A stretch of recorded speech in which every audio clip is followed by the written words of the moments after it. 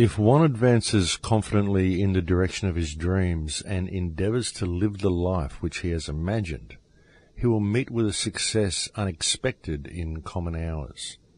In proportion as he simplifies his life, the laws of the universe will appear less complex, and solitude will not be solitude, nor poverty poverty, nor weakness weakness. And that was said by Henry David Thoreau. Welcome to Surviving the Matrix, ladies and gentlemen. My name is Maxwell Igan. It's a pleasure to be with you once again, and I'll be your host for the next hour.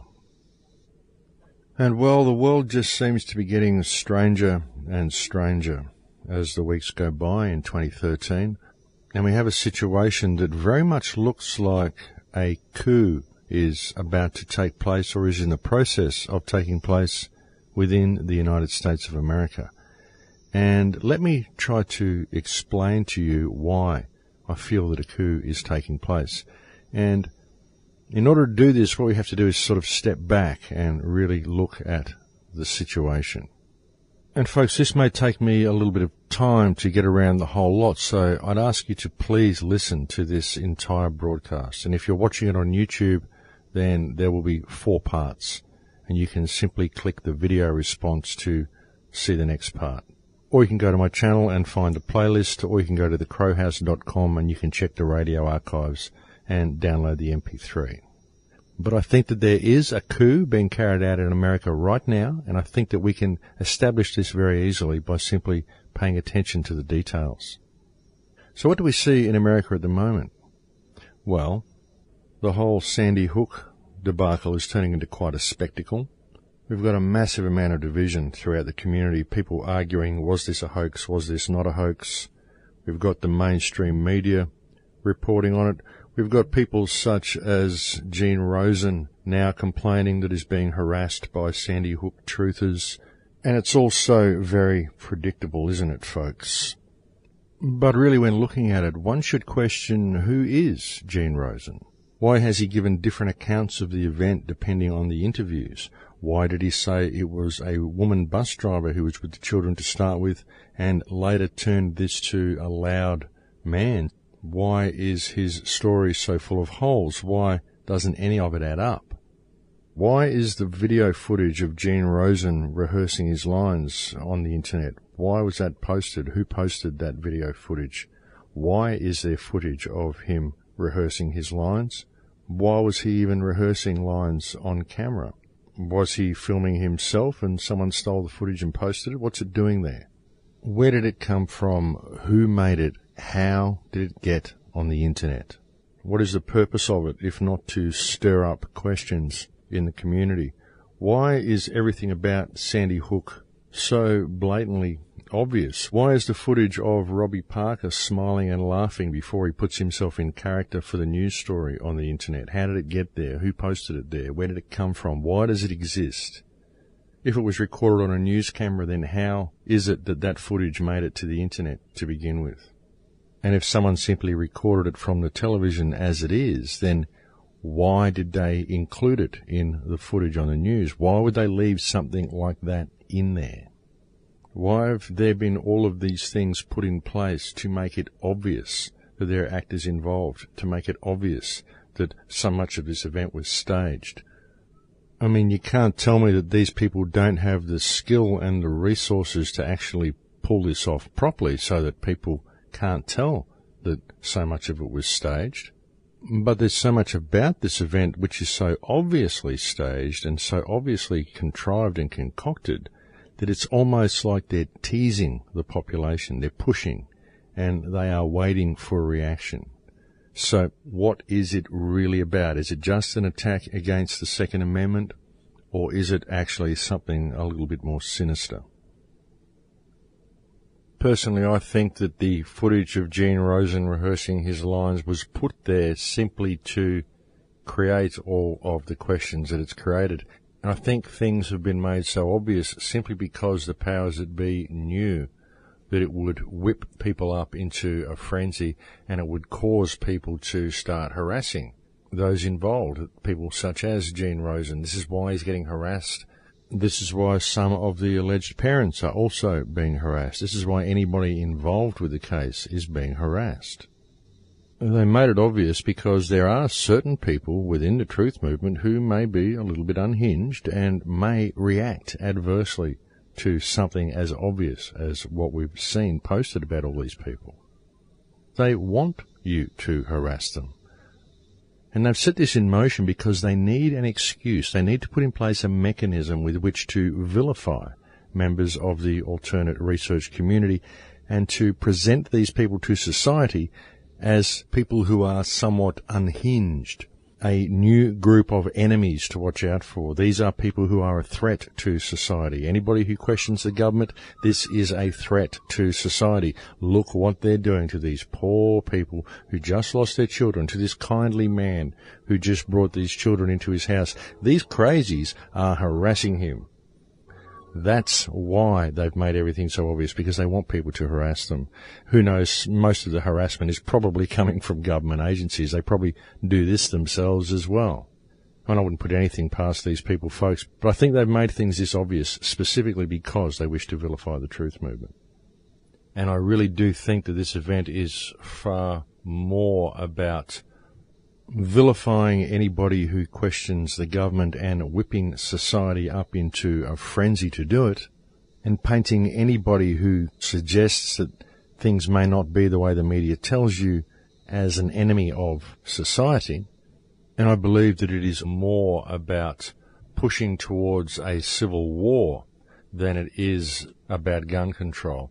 I think the spectre of gun control and the obviously staged events that we've just seen leading up to it at Sandy Hook has been done this way because it isn't gun control that the government's pushing for, it's confrontation. The government wants conflict.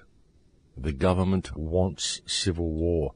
This is why we've seen all of the Lincoln rhetoric surrounding Obama of late. This is why the FEMA camps have been built. This is why Homeland Security has recently purchased so many hollow point bullets.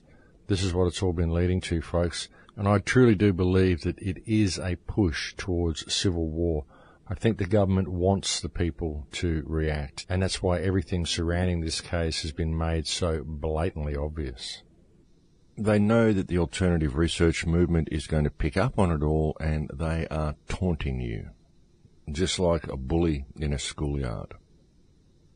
And this is a very heated issue, folks, and people get very passionate about it. People are in a state of mourning for what they perceive to be dead children, and then you come along and tell them that it's all a conspiracy and a big hoax by the government to steal our guns, and things can get quite heated, and quite an argument can develop. Things can sometimes even get aggressive, and when that happens, then these mainstream people see those who question the government as a real threat to society. They really do perceive them to be people who are unhinged because they've never really looked at the evidence. They don't know what's out there, which is causing all these people to question the official story. Because people in the mainstream, people that just buy into the media and believe everything the television tells them, are not going to go searching online for things such as Gene Rosen's rehearsal video.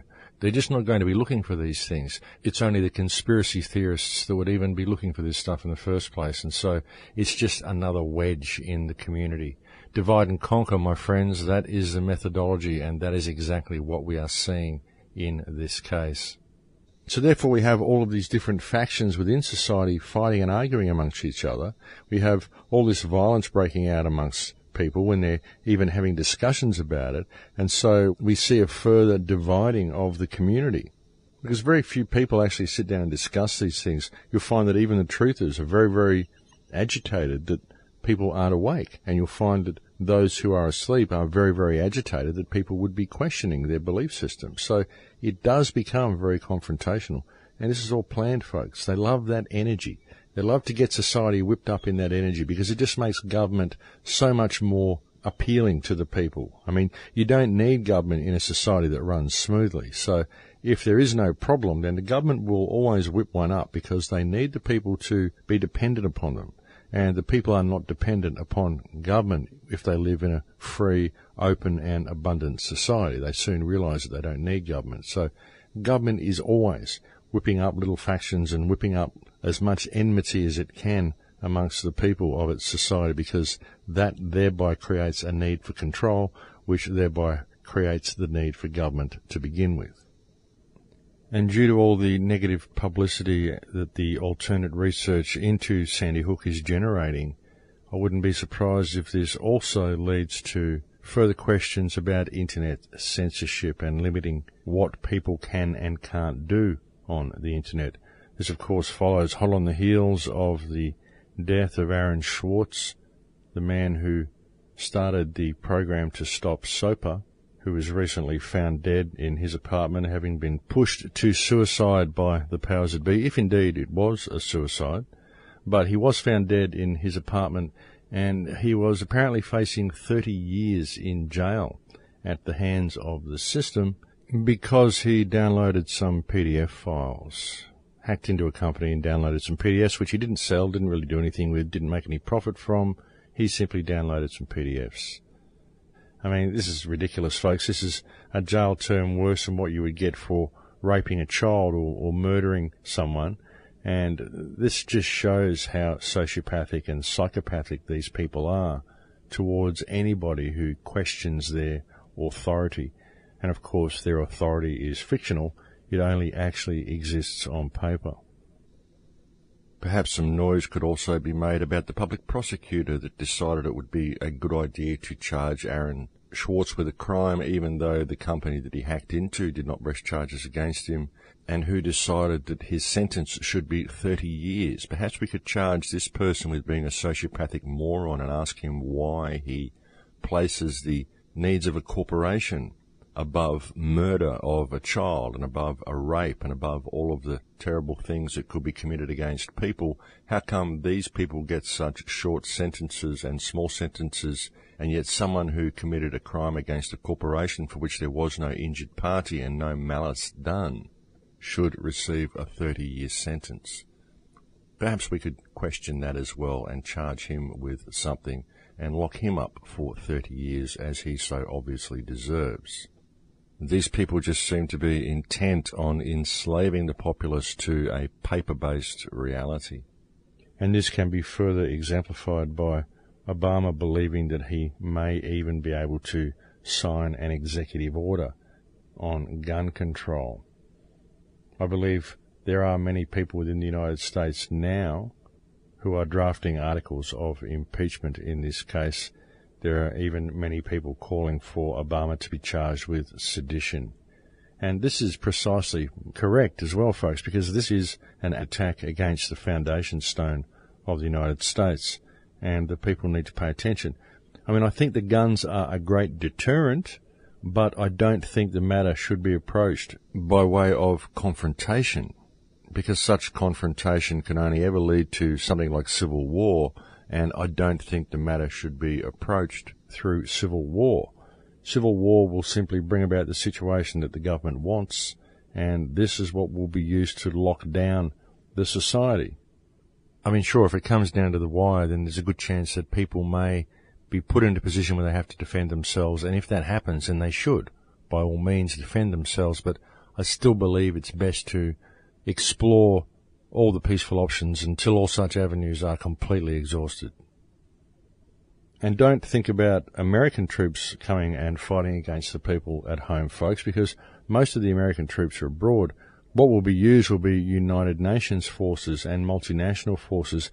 There's something like 10 or 15 countries that have got forces in America undergoing training at the moment. All of these forces could also be deployed. So there are plenty of foreign military forces within the boundaries of the United States already that could be brought to bear on this situation were it to break out into civil war. So it wouldn't necessarily be Americans firing upon Americans. It could be something very different.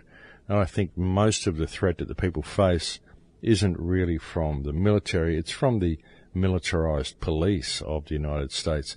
A lot of these people are extremely dysfunctional, they're extremely sociopathic, and they have very violent tendencies, many of them, and so that is the real problem. But I still think that through public awareness and eloquent dialogue and public meetings and articles of impeachment, the matter can still be dealt with peacefully. And it is still my great hope that this is the path that will be chosen.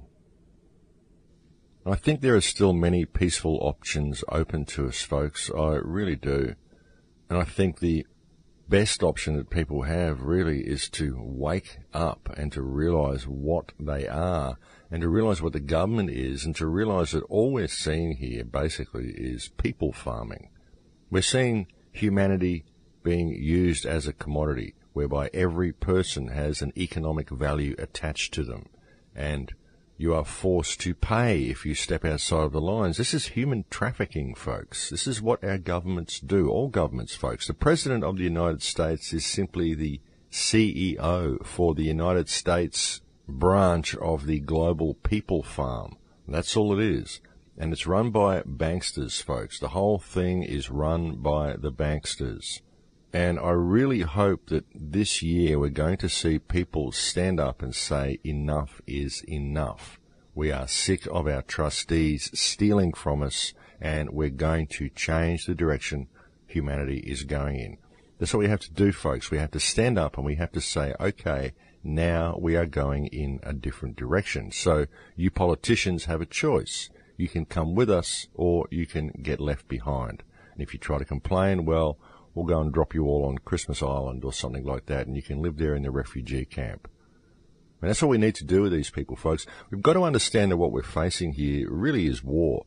Our governments have declared war upon the people. In Australia here, the Australian government, the Gillard regime, Der Fuhrer, Frau Gillard, has declared war upon the people of Australia by destroying our water table, by allowing coal seam gas to go ahead, by destroying our food bowl, by selling it to China, allowing coal mines to be put through our food bowl. Australia is one of the most resource-rich nations on earth, and yet we have one of the highest costs of living in the world because none of the wealth that is being raped from this country is passed down to the people. We are literally being stolen from and reduced to poverty by public trustees who are acting in breach of trust. We've got to understand, folks, that this is war, and if we sit back and we do things by the parameters given to us by government, we are going to allow our nation and our planet to be destroyed because it says here on this piece of paper that we have to let it happen. Well, I think that's bullshit, folks. We don't have to let it happen at all. And this is the year, I believe, that the human race will get up off their knees and will actually start implementing some positive change. And that's what I intend to do, folks. That's what the Full Circle Project is going to be about. The Full Circle Project is going to be an umbrella mechanism that can be used for virtually any project that offers empowerment to the community in whatever community we visit.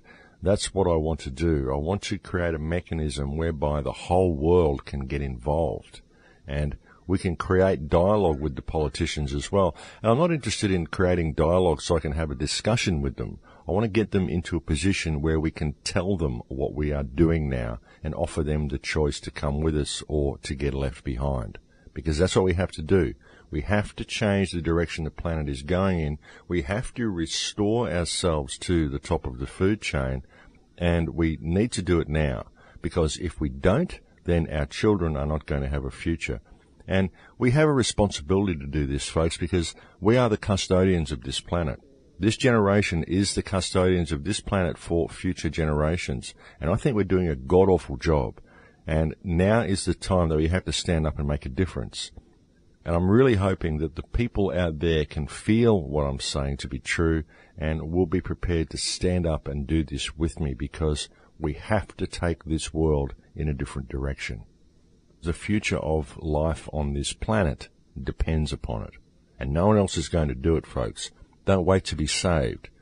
There is nobody descending from the sky who's going to take you to heaven and allow the world to turn to hell around you. There is no galactic federation coming to pick you up. There is no alien intervention that's going to step in and save us. We have to do it ourselves. And until people are prepared to show a little backbone and show a little self-responsibility and start being accountable for their actions and realizing that we as mankind are accountable for all the problems that we face on this planet because we've failed to act. We've let the world turn to this hellhole around us, and we've done so out of fear for what is written on paper and we've failed to act. But now is the time we have to act. We've been given an ultimatum by creation, folks. It's got to the point now that if we don't act, then we're not going to have a planet to live on. So that's the choice. You either act or you die, and that is it. So which do you choose? It can be quite confrontational, self-responsibility. That's why a lot of people don't choose to ever step into it. There are very likely a large number of people on the planet who would prefer to allow the planet to die and the human race to become extinct rather than act, because they are so scared of facing the responsibility that they have. But I still believe there are enough of us here who will step up to the plate and who are prepared to take responsibility for their actions and who are prepared to act. And that's what I'm really hoping we will see this year, and I am certainly going to take as many steps as possible to create as much of a movement as possible and bring this concept to as many ears and as much into the public as possible. That is my mission for the year. Something's got to break, folks. Something's got to change, and it's not going to happen if we don't participate.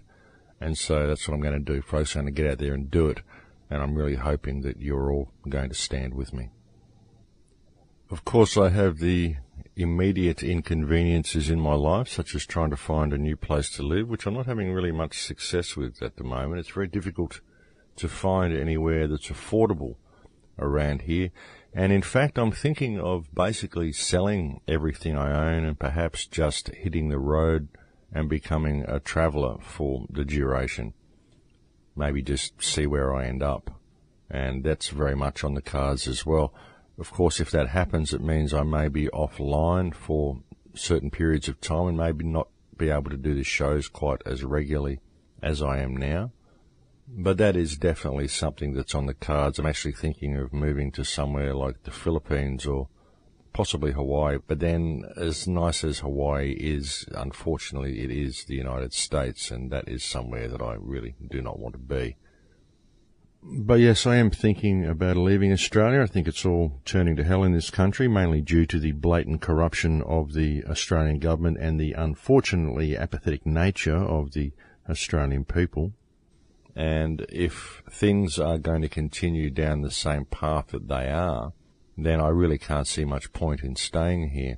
And of course, the situation in Australia very much hinges on what is going on in the United States at the moment as well. So it's going to be very interesting to see where this gun debate and push for conflict that the government is instigating is going to go.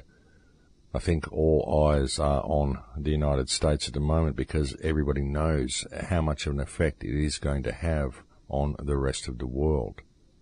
And only time will tell with that one. But I don't think we'll have very long to wait, folks. I think that by the end of February, or at least halfway through March, we will see some major changes within the United States, and we will have a little bit more of an idea where things are going.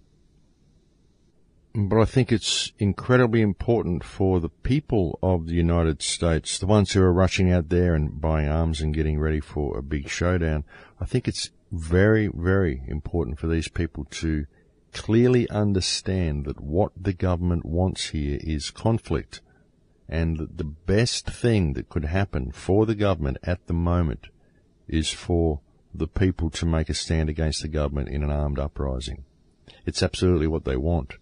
And I think if the guns are there and people simply make a peaceful stand, sure, keep your gun at your side, but don't point it at anybody. But make a peaceful stand against the government and let them know that enough is enough. I think you still have the ability to change things, but people have to keep it clearly in mind that the best thing they can do for the government at the moment is to start a civil war, because that's what the government wants. That's what all this is about, folks. It isn't just an attack against the Second Amendment. The Second Amendment is the bait that they are using to create the conflict that they want. And they have set up for this conflict well in advance. They've put all the FEMA camps in place. They've militarized the police over the last few years. They've given them sound cannons and microwave cannons and drones. They've just supplied them with millions upon millions of hollow points, and they are ready. and they are like the bully in the schoolyard that is taunting the population and simply itching for conflict. Because once that conflict happens, they will crack down with such blinding force that if the people are not fully organized, then they will be crushed. And the corporate-controlled war machine that is the United States of America will be free to carry out its rampage around the world. Remember, folks, this isn't the United States doing this. This is a corporate-controlled system that is ultimately run by Zionist bankers. So don't go blaming your country or blaming the lower sections of your government, because what you are seeing is a corporate-controlled Zionist mechanism. That is what the United States is. And what this mechanism is pushing for, folks, is conflict. That's what this is all about. That's what they want in the United States right now, is conflict. So you must not give it to them. You must draw up articles of impeachment, even if you have to impeach the entire executive branch. I mean, you've got to understand that there are domestic enemies that have taken over your country. Just this attack on the Second Amendment shows you that these are domestic enemies. The attack on the First Amendment that Obama has put in place since he was sworn to office. The fact that Obama is the head of the UN Security Council. I mean, how can you be head of the United Nations Security Council and be President of the United States at the same time? Isn't that treason? Isn't that a breach of your presidential oath? This is treason, folks. Everything Obama has done is treason, and anybody that supports him in his cabinet has also committed treason against the United States. And the people in the United States are now being delivered an ultimatum. Either you stand up and step up to the plate and you restore the republic, or you're going to lose it completely, because we're going to take your guns and then you're going to have no means of defending yourself. And if you think you're going to launch into a civil war to prevent us from taking your guns, well, then we are totally prepared for your uprising. We've got all the camps in place, we've got all the hollow points, we've got the armor, we've got the drones, we've got the satellite surveillance, we've got everything we need to lock this country down into a police state the likes of which the world could only imagine. And that's what we're going to do if you fight us. So the only thing the American people can do in this moment really is to stand in solidarity and to restore the republic. You still have enough people to do this in a peaceful manner. And if you make announcements to do this, I guarantee you're going to have soldiers deserting and coming home by the plane load, by the boat load. There's going to be thousands of soldiers that are going to want to come home and stand with the people of their country. We've all seen this coming for a long time, folks. We all knew there would be a moment when the world had to make a stand, and that time is now. But I think it's break time, folks, so I'll leave it there. Thank you for joining me on the show today, and I'll speak to you again in a few minutes. And welcome back, ladies and gentlemen. Yes, so changing times in 2013. It certainly is coming down to the wire, isn't it? You know, we all knew this was going to happen. We all knew there was going to come a time when things were really going to come down to the wire. And when you look at what's been happening with this whole Sandy Hook debacle, the way the people are being attacked now, you know, Roby Parker had to take down the Emily Parker Facebook fund page because of the abuse, and he's posted there, "Oh, I'm sorry, but I had to take it down because of all the negative comments and conspiracy comments I was getting." And you see Gene Rosen appearing on the news saying how he's being attacked by truthers and all this sort of stuff. This is all contrived, folks. They've done it this way because they want you to attack. They wanted to make it obvious. The way they had the image of Robbie Parker smiling before he went to air on the television. They had the footage of him there smiling as he walked up to the camera. The reason Gene Rosen's audition footage or rehearsal footage or whatever it is, that video of Gene Rosen, he's standing there, he's got a blue jacket on, he's leaning on the bonnet of a car, and he's rehearsing his lines. What is that video doing on the internet? How did it get on the internet? Who recorded it? Who put it on the internet? Why is it there? It's there to generate controversy. The images that were included of Robbie Parker smiling as he walked up to the camera are there to generate controversy. Of course they are, folks. Why else would they be there? Why would they include them?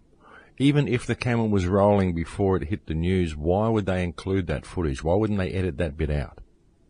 They didn't edit it out because they left it in there purposely because they wanted it in there. I mean, there's so many things that look like they're set up there purposely to trap the truth movement, folks. The fact that the last drawing done by one of the children just happened to be an owl. Then you have Obama going on television and saying there's some pundits who are going to claim that this is a massive attack against liberty, but it's not. And he's smiling and laughing as he says it. They're taunting you. They want conflict. They've made it this way so that it will create conflict and it will also vilify the truth movement at the same time. It will make all those people who have been standing up against the government and trying to point out the reality of the situation to the people look like crazies. And that's what they're doing it for. Then people will go researching this information. People from the mainstream will go researching this information. They'll find sites like Well Aware One, which are going to feed them massive amounts of disinformation. And they're going to see that site and they're going to say, my God, these people are so unstable and they live in such a fantasy world that they're going to throw all of the good information out with what's on these sites. And really, folks, if you look at the big picture, I mean, you put it all together, if you're a mainstream person and you're told that all of these children have been killed, and then you see that the people involved in the case are now being harassed by conspiracy theorists, and then you go online to search these conspiracy theories out for yourself, and you find sites such as Well Aware One telling you that the whole world is run by actors and they're all from one family, and you're going to think, well, these are these prepper people. That's who Adam Lanza was. That's who his mother was. They were people who believed this sort of stuff, and this is what they believe, so they're all crazy. And you're going to see them as a threat to your security and a threat to your safety. You're going to think these people are completely crazy. Look at the stuff they believe. They believe the whole world's run by actors. And not only that, but they're prepared to go and kill children, and they're prepared to go and harass anybody that they believe who is involved in one of the conspiracies, such as the parents and supporters of the children who were just killed. So these people are dangerous. That's the way mainstream people are going to think. And that's why this case has been set up the way it has. It's been set up to not only lock the United States down into a police state, but also to paint anybody who has any resistance to it as being crazy. And I'm sure a lot of the population will know this, but the media will spin it in the other direction. The media will always spin it so that the resistance is the minority. These are the fringe dwellers and the minority population of crazy conspiracy theorists, but all you normal people know that it's really the other way around, and they'll spin it that way, and they'll create the trend which will make it that way for those people who believe only in the mainstream media. That's what they do, folks. They just spin it in whatever direction they want it to go in. And so now more than ever, people in the truth community, people in the alternate research community, people who are awake, need to lead by example in all that they do. You cannot behave irrationally in regards to this matter. When communicating this information to people, you have to stick to facts and you have to speak eloquently and you have to simply point out the obvious. That's the way we have to deal with it. Now more than ever, it's important to pay attention so as not to fall into the traps that have been laid for you. I mean, this has been very, very carefully orchestrated, folks, and the global community and the alternate research community, the awake community, the activists of the world, need to be very, very careful how they play this. They need to step back and really look at what's going on here. This is a very, very crucial time, folks, and quick judgments and rash decisions could lead people in a very, very bad direction. And so we have to be careful what we do, and we have to pay attention to what is happening and what's being said and how this is being played and how it's being spun by the mainstream media. The thing is, there are a lot of anomalies with the Sandy Hook case. That is absolutely certain. But there's nothing that anybody can really know for sure. All we can do is look at the questions that have been posed and look at the response that it's generating. I mean, even with Robbie Parker and the other family members who all seem to be smiling, I mean, who knows, folks? Maybe they're all on Prozac and they're not able to feel any emotion. I mean, I don't know. I wasn't there. I said that from day one. I don't know. I wasn't there. All I can do is offer my opinion and offer my perspective on what's going on. And I'm not really looking at the event so much and trying to point the finger at who did it and did the children die or did they not die. What I'm looking at is what's happening surrounding the event, how the event works on the global stage, where it fits in, what piece of the puzzle is it. What are we seeing? We're seeing an attack against the Second Amendment. But really, is that all we are seeing? And as I said earlier, I don't think it is just an attack against the Second Amendment. I think the attack against the Second Amendment is the bait that has been given to the people in order to create the conflict that the government wants. That's what I actually think this is all about, folks. Ordo ab chaos is the motto. Order out of chaos. And I really do believe that it's like the bully in the schoolyard. It's a push for conflict. They are taunting the population. They are trying to get a reaction, and they are vilifying all of the alternate research community in doing so. It's such a pivotal event, and it's been so well constructed, and there's been so much groundwork done leading up to it, that the chances of it being just a random event are very, very remote, because it fits so well on the global stage that it has to have been orchestrated. But what's important is for people to react in the right way. And we can't have a knee-jerk reaction and just go into revolution and civil war. Now, that should be an absolute last resort. It needs to be done through the process that's in place already in the United States. It was put in place by the Constitution. And all of America needs to recognize this, that there is a better way. There is a much better way than disarming the people. I mean, when you look at the United States of America, this is not a government that you wish to give any more power to. You really don't. I mean, if you're an American citizen, you've got to understand that you've got militarized police that have just been given all sorts of exotic weapons and have just been issued with like 3 hollow points for every man, woman and child in the country. You've got new executive orders which allow anybody to be arrested and held without charge. You've got executive orders that allow the use of torture. They call it enhanced interrogation techniques. You've got secret prisons all around the world. You've got secret prisons in the Balkans. You've got secret prisons in Turkey. You've got Guantanamo Bay, which Obama promised to close down years ago. You've got hundreds of as yet unoccupied FEMA detention centres that have been constructed all over the United States that is there waiting for something. You've got illegal wars being waged in Afghanistan. You've got the illegal wars being waged in Iraq. You've got 179 children killed by predator drones in Pakistan in the last year alone. Children, just collateral damage. Nobody cried for those children when they were killed by Obama's drones, and Obama signs off on every drone strike. He is responsible for the death of every one of those children. And even when looking at the drone strikes on the children in Pakistan, you may say, oh, that's just collateral damage, but that isn't the point. The point is that the government killed 179 children under the guise of bringing safety and security to the world. Does anybody see a problem here? These are the people who wish to take your means to defend yourself away from you, my friends. And if you think, look, it's not going to affect me because I don't commit crime, well, when you consider the austerity measures that are about to be introduced throughout the United States, this is going to force people into a situation where they're forced to commit crimes in order to survive, where they're forced to steal food. I mean, there is a real crunch coming, folks, and they always force people into situations where they are committing crimes just to survive.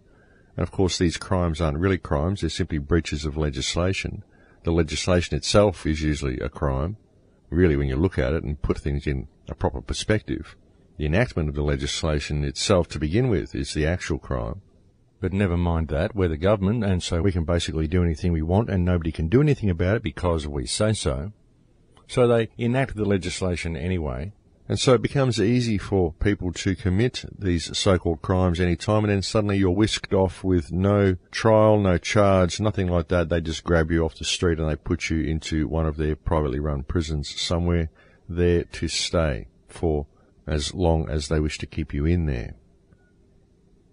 This is the type of government you've got in the United States. You've got a high-tech version of Nazi Germany just hiding there behind the curtains, and all they need to do is disarm the American people to put this government into full effect.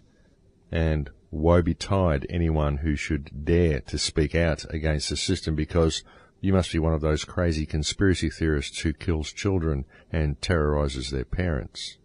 That's the way it's being played. And if they do manage to get the guns from the American people, then following the loss of firearms will come the austerity measures. And then the only jobs that will exist in the United States will be working in hospitality, working in government, working in the military, or working in a factory making some part for the military. And there will be no way for the American people to escape the situation that they're in. I hope it doesn't come to this. I really do hope that it doesn't come down to something as drastic as the scenario that I've just outlined for you. And I really do wish to make it crystal clear that I don't believe in civil war. I don't believe in armed conflict until such a time as it becomes absolutely necessary. I really believe that all that is needed is some good public speakers, but we do need a big outcry. We need outcry everywhere. If you're someone in any town, anywhere in America, and you know what's going on and you can speak eloquently, you've got to point out the obvious things to the people. You don't have to talk about any conspiracy theories. All you've got to do is point out some of the things that the government has done, the fact that they've legalized torture, the fact that they've removed habeas corpus, the right to trial, the right to representation, the right to know what you're accused of. And now they're disarming the people. They practice such things as rendition, and they deliver people to illegal prisons that they have all around the world. They have built dozens, if not hundreds, of detention centres throughout the United States, FEMA detention centres. They've got everything ready. They've just given the police all of these hollow points. They've got everything ready for revolution and for a takeover of the nation. And all they need do to succeed is to take the arms from the people. And truly, the easiest way for them to take the arms is through conflict. If the people initiate conflict against the government, then they will have their arms taken from them. That's the thing. But if they can first step forward eloquently, politely, but firmly to restore the republic and put this spirit of America back into the hearts of the people and back into the hearts of the population, then if it does come down to the wire, they have a real possibility of succeeding. And don't listen to what the media tells you. Don't listen to the media vilifying the gun lobby. I mean, the media is putting the gun lobby on the same platform as terrorists. They're saying, look, if the president can find Osama bin Laden, if the president can defeat the forces of Al-Qaeda, then they can defeat the gun lobby. You know, they're putting it on the same level as that. So they're really trying to vilify. But don't listen to what the media is saying. The gun lobby are the people who are trying to protect the country. And the government is in the process of stealing the country. There is a coup taking place, my friends. The people just aren't noticing, but there is a coup. The United States of America is being stolen right now. This is a coup. And it's a coup that's being run with the complicity of the media. They are absolutely complicit in this. In fact, they are playing a major part, which shows you just how controlled the mainstream media is, because there is no objective discussion about this. It's blanket across the board. Take the guns, vilify anybody who says anything against it. That's what the media is promoting. And the United States of America is teetering on the brink of oblivion. This is a coup, my friends. America has been invaded. It's been invaded by a corrupt Zionist sector which has taken over your government and is seeking to disarm the American people, to disarm the United States, to use it for its own purposes. And it's about time the people of the United States woke up to the reality of this and stood up to restore the republic.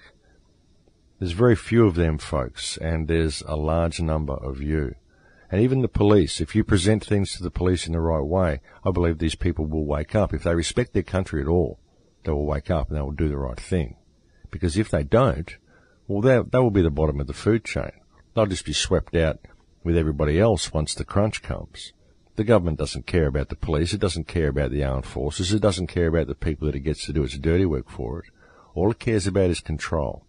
And what you've got to understand is that the American government is no longer being run by forces that are loyal to the United States. It's been run by a Zionist mechanism, ultimately out of Europe, I believe. I think it's all connected. I think the Crown Corporation, the Vatican system, the whole Jewish sector, the whole thing, I think it's all connected, folks. I think it's all one mechanism. That's why you can't just blame the Jews. It's not the Jews, it's this whole corporate mechanism. They're all connected. These are just simply different arms of the same octopus. But ultimately, the real problem is our fear. It's our failure to step into self-responsibility. It's our failure to know who we are. Because ultimately, it all has to come down to the heart of the individual. That's what it all comes down to in the end. Now, you can pull down government, you can do whatever you want, you can have fights with guns, and you can stand up for gun rights, and ultimately it doesn't matter if you're not in the right heart space. Because no matter what we do, we're never going to change anything until we step into our hearts. That's what it all comes down to. The connection that we could actually have to this planet, if we were fed clean food and allowed to drink clean, fresh water and live in harmony with nature the way we should be, the connection we could have to the planet would be absolutely phenomenal. And the world would be such a different place. And we are so far from that, and that's something that we do need to get back to. And the people who know that often say, well, guns aren't the issue. Why are you even addressing that? All you've got to do is change your heart space. And I know that's true. I do need to be in the right heart space, but so do the people out there. And for many people, this is a gradual process. It's a step-by-step process. It's this feeling of self-empowerment, but it does take time. But in order to go through any such process, everybody has to take the first step. And I think that this is what this is. This is a first step to empowerment. This is the time in history when people can stand up and say, hey, no, enough is enough. We're not going to do this.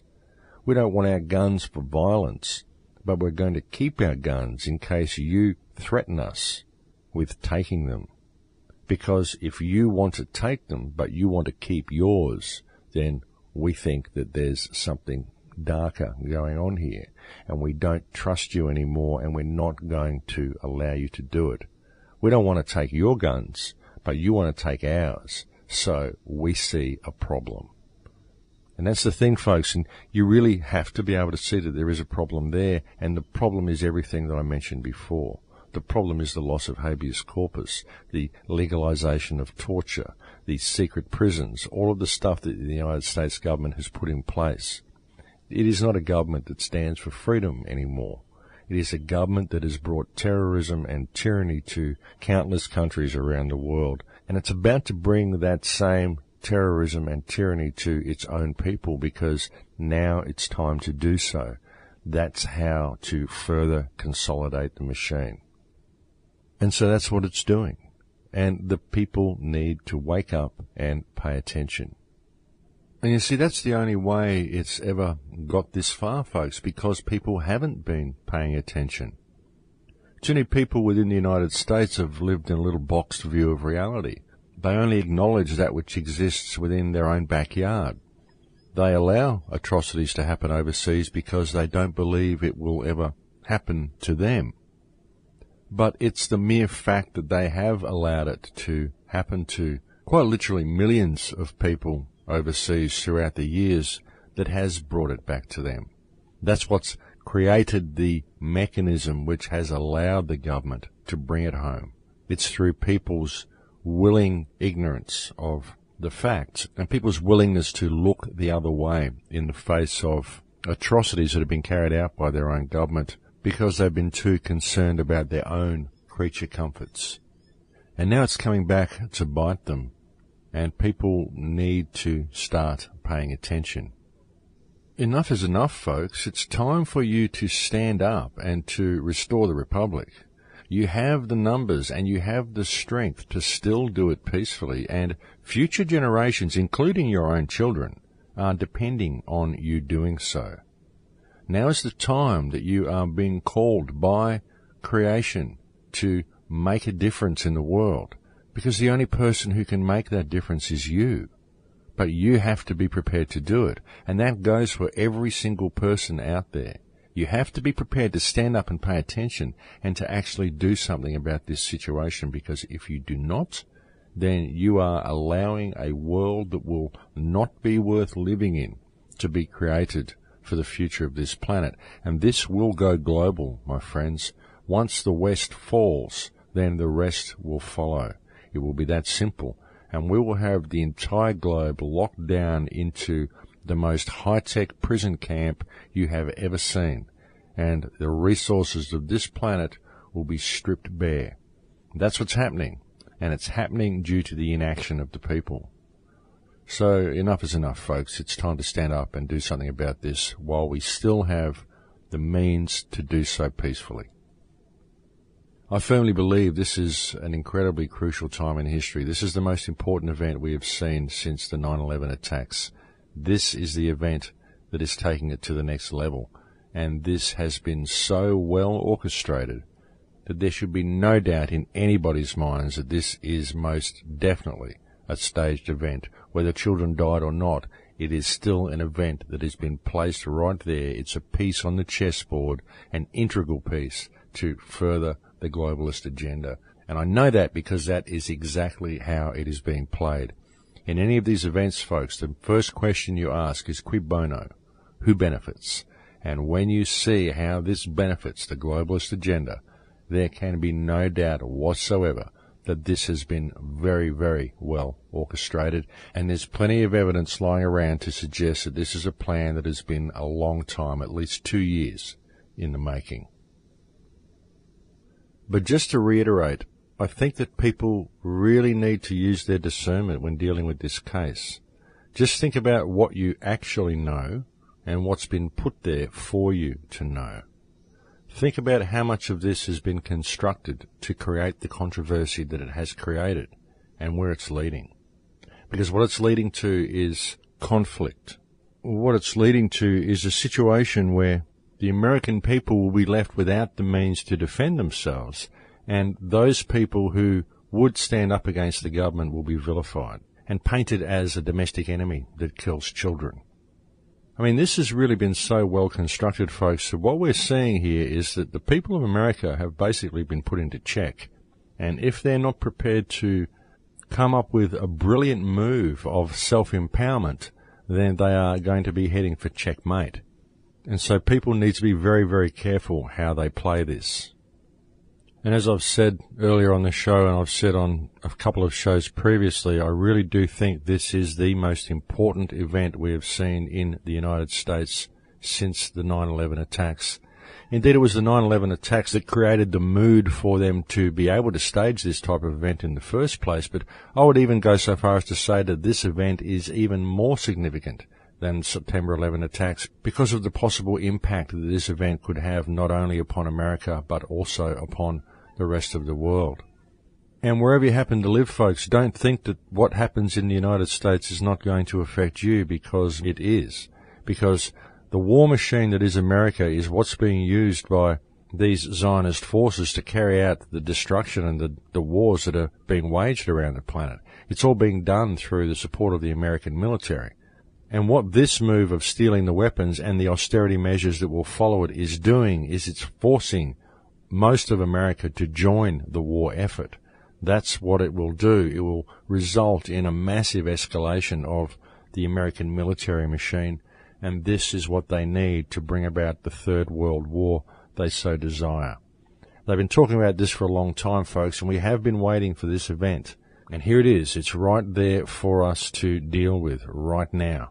We've all seen it coming, and now is the time you have to step up. I mean, those of you who are out there and have been researching this and have been speaking out against the system and doing what you can to get the word out for others, well, now is the time that you have to stand up, and you've got to make this effort as vocal and as public as possible. But again, it's got to be done eloquently. It's got to be done in the right energy so that you reach the people and not alienate the people. And I simply cannot overstate the need for people to pay attention and to do this, folks, because this is a coup. America is being stolen by forces from within, and the only people who can fix the situation are the American people. So it's time to stand up, and it's time to restore the Republic. And truly, my heart goes out to every single person within the United States of America at this very, very crucial time in the nation's history. Well, folks, we're completely out of time, so I'm going to have to leave it there. Thank you for joining me on the show today. Please share this broadcast.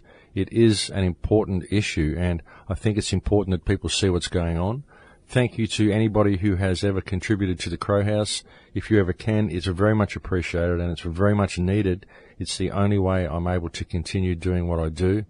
I know we are all facing difficult times at the moment, and I'm most certainly facing such times myself with this move that I have to do. Although it's probably very synchronistic, folks. I think I'm simply being told that it's time to uproot and become a nomad, and perhaps that's just what I will do. But either way, I will still be on the air next week, and so I will look forward to speaking to you again next Friday. Please take care until then. In Lakesh, my friends, in Lakesh. Are waiting for a reaction. So what is it really about? Is it just an attack against the Second Amendment, or is it actually something a little bit more sinister? Personally, I think that the footage of Gene Rosen rehearsing his lines was put there simply to create all of the questions that it's created. And I think things have been made so obvious simply because the powers that be knew that it would whip people up into a frenzy and it would cause people to start harassing those involved, people such as Gene Rosen. This is why he's getting harassed. This is why some of the alleged parents are also being harassed. This is why anybody involved with the case is being harassed. They made it obvious because there are certain people within the truth movement who may be a little bit unhinged and may react adversely to something as obvious as what we've seen posted about all these people. They want you to harass them. And they've set this in motion because they need an excuse. They need to put in place a mechanism with which to vilify members of the alternate research community and to present these people to society as people who are somewhat unhinged, a new group of enemies to watch out for. These are people who are a threat to society. Anybody who questions the government, why was he even rehearsing lines on camera? Was he filming himself and someone stole the footage and posted it? What's it doing there? Where did it come from? Who made it? How did it get on the internet? What is the purpose of it, if not to stir up questions in the community? Why is everything about Sandy Hook so blatantly obvious? Why is the footage of Robbie Parker smiling and laughing before he puts himself in character for the news story on the internet? How did it get there? Who posted it there? Where did it come from? Why does it exist? If it was recorded on a news camera, then how is it that that footage made it to the internet to begin with? And if someone simply recorded it from the television as it is, then why did they include it in the footage on the news? Why would they leave something like that in there? Why have there been all of these things put in place to make it obvious that there are actors involved, to make it obvious that so much of this event was staged? I mean, you can't tell me that these people don't have the skill and the resources to actually pull this off properly so that people can't tell that so much of it was staged. But there's so much about this event which is so obviously staged and so obviously contrived and concocted that it's almost like they're teasing the population, they're pushing, and this is a threat to society. Look what they're doing to these poor people who just lost their children, to this kindly man who just brought these children into his house. These crazies are harassing him. That's why they've made everything so obvious, because they want people to harass them. Who knows, most of the harassment is probably coming from government agencies. They probably do this themselves as well. And I wouldn't put anything past these people, folks, but I think they've made things this obvious specifically because they wish to vilify the truth movement. And I really do think that this event is far more about vilifying anybody who questions the government and whipping society up into a frenzy to do it, and painting anybody who suggests that things may not be the way the media tells you as an enemy of society. And I believe that it is more about pushing towards a civil war than it is about gun control. I think the spectre of gun control and the obviously staged events that we've just seen leading up to it at Sandy Hook has been done this way because it isn't gun control that the government's pushing for, it's confrontation. The government wants conflict. The government wants civil war. This is why we've seen all of. If one advances confidently in the direction of his dreams and endeavours to live the life which he has imagined, he will meet with a success unexpected in common hours. In proportion as he simplifies his life, the laws of the universe will appear less complex, and solitude will not be solitude, nor poverty poverty, nor weakness weakness. And that was said by Henry David Thoreau. Welcome to Surviving the Matrix, ladies and gentlemen. My name is Maxwell Igan. It's a pleasure to be with you once again, and I'll be your host for the next hour. And well, the world just seems to be getting stranger and stranger as the weeks go by in 2013, and we have a situation that very much looks like a coup is about to take place or is in the process of taking place within the United States of America. And let me try to explain to you why I feel that a coup is taking place. And in order to do this, what we have to do is sort of step back and really look at the situation. And folks, this may take me a little bit of time to get around the whole lot, so I'd ask you to please listen to this entire broadcast. And if you're watching it on YouTube, then there will be 4 parts, and you can simply click the video response to see the next part. Or you can go to my channel and find a playlist, or you can go to thecrowhouse.com and you can check the radio archives and download the MP3. But I think that there is a coup being carried out in America right now, and I think that we can establish this very easily by simply paying attention to the details.